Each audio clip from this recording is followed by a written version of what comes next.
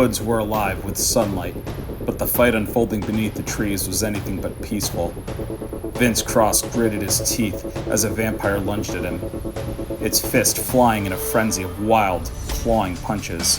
Each swing cut the air with desperate violence, forcing Vince back step by step across the forest floor. He steadied himself and countered. Vince plunged his wooden stake deep into the monster's cold, unbeating heart. The vampire's hiss turned into a choking gasp. Its body shuddered, then began to break apart, dissolving into gray dust that scattered at Vince's feet and blew away on the warm afternoon breeze. Vince exhaled, sweat running down his brow, the silence of the woods settling once more around him. Another one gone, but his mission was far from over.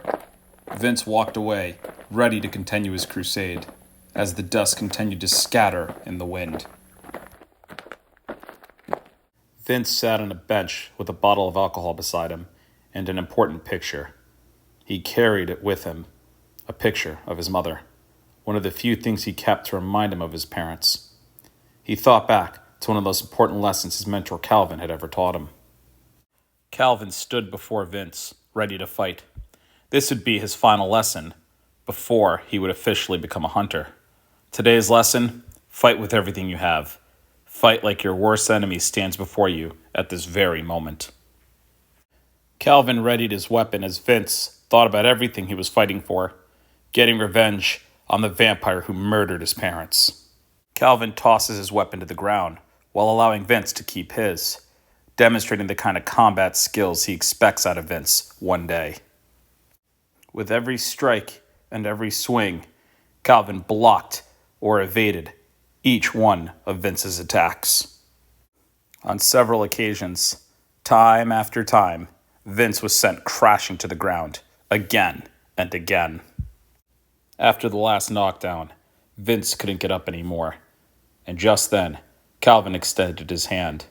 He helped Vince to his feet, reminding him of the willpower he will need to complete his mission, the mission of killing Drake, the vampire who murdered his parents.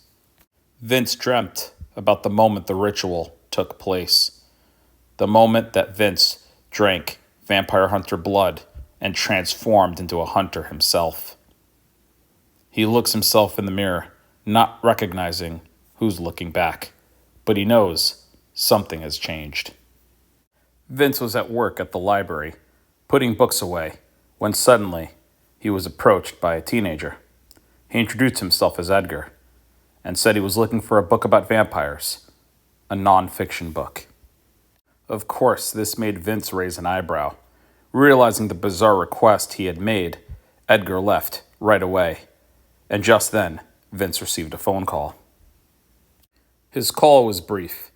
It was Calvin, waiting outside of the library. Vince hadn't seen Calvin since he had gone off to college. What could his old mentor possibly want? Outside, Calvin waited for Vince on a bench. It was a warm, sunny afternoon. Calvin wasted no time before saying, "Vampires have been out in sunlight. Something is making them stronger."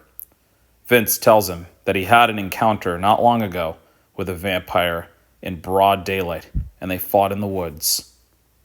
Calvin and Vince both agree that this matter is going to require both of their attention.